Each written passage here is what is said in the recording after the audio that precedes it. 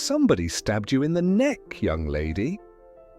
My eyes widen, and I slowly turn toward the elderly gentleman standing at my side. He presses the up button on the elevator and faces me.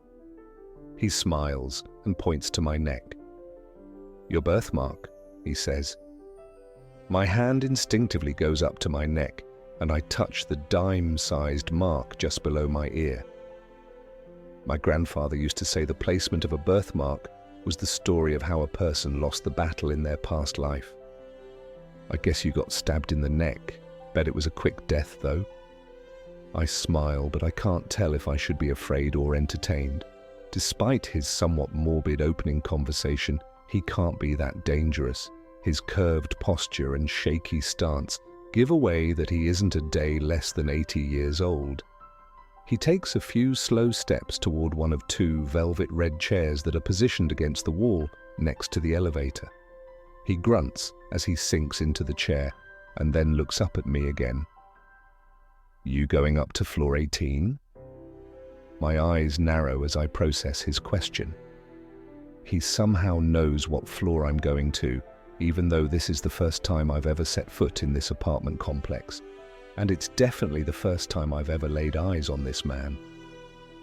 "Yes, sir," I say cautiously. "Do you work here?" "I do indeed." He nods his head toward the elevator, and my eyes move to the illuminated numbers overhead. 11 floors to go before it arrives.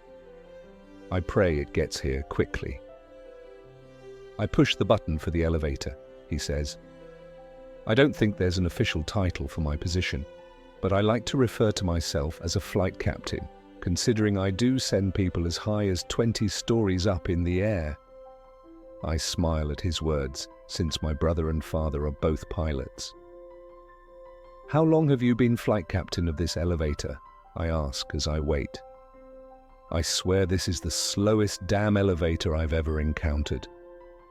Since I got too old to do maintenance on this building, worked here 32 years before I became captain, been sending people on flights now for more than 15 years, I think. Owner gave me a pity job to keep me busy till I died. He smiles to himself.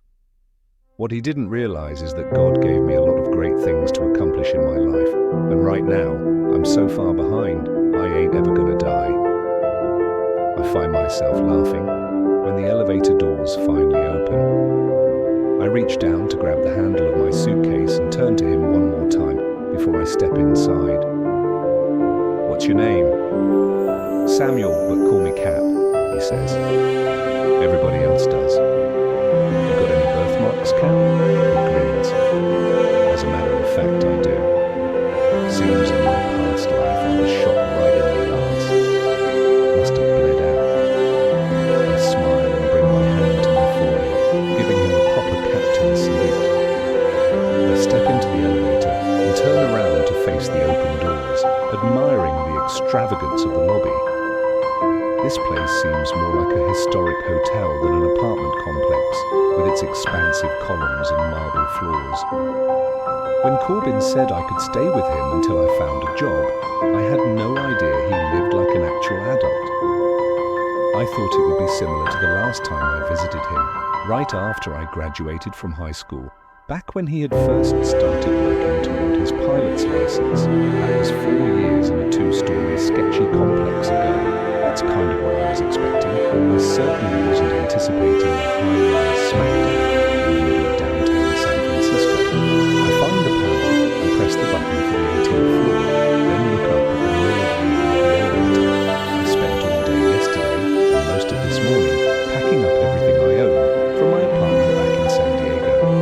Luckily, I don't own much, but after making the solo 500-mile drive today, my exhaustion is pretty evident in my reflection. My hair is in a loose knot on top of my head, secured with a pencil, since I couldn't find a hair tie while I was driving. My eyes are usually as brown as my hazelnut hair, but right now they look 10 shades darker thanks to the bags under them. I reach into my purse to find a tube of chapstick, hoping to salvage my lips before they end up as weary-looking as the rest of me. As soon as the elevator doors begin to close, they open again. A guy is rushing toward the elevators, preparing to walk on as he acknowledges the old man. "Thanks, Cap," he says. I can't see Cap from inside the elevator, but I hear him grunt something in return. He doesn't sound nearly as eager to make small talk with this guy as he was with me. This man looks to be in his late 20s at most. He grins at me, and I know exactly what's going through his mind, considering he just slid his left hand into his pocket. The hand with the wedding ring on it. "Floor 10, he says without looking away from me. His eyes fall to what little cleavage is peeking out of my shirt, and then he looks at the suitcase by my side. I press the button for floor 10. I should have worn a sweater. "Moving in?" he asks, blatantly staring at my shirt again. I nod, although I doubt he notices, considering his gaze isn't planted anywhere near my face. "What floor?" "Oh, no, you don't." I reach beside me and cover all the buttons on the panel with my hands to hide the illuminated 18th floor button, and then I press every single button between floors 10 and 18. He glances at the panel, confused. "None of your business," I say. He laughs. He thinks I'm kidding. He arches his dark, thick eyebrow. It's a nice eyebrow. It's attached to a nice face, which is attached to a nice head, which is attached to a nice body, a married body, arsehole. He grins seductively after seeing me check him out, only I wasn't checking him out the way he thinks I was. In my mind, I was wondering how many times that body has been pressed against a girl who wasn't his wife. I feel sorry for his wife. He's looking at my cleavage again, and we reach floor 10. "I can help you with that," he says, nodding toward my suitcase. His voice is nice. I wonder how many girls have fallen for that married voice. He walks toward me and reaches to the panel, bravely pressing the button that closes the doors. I hold his stare and press the button to open the doors. I've got it. He nods as if he understands, but there's still a wicked gleam in his eyes that reaffirms my immediate dislike of him.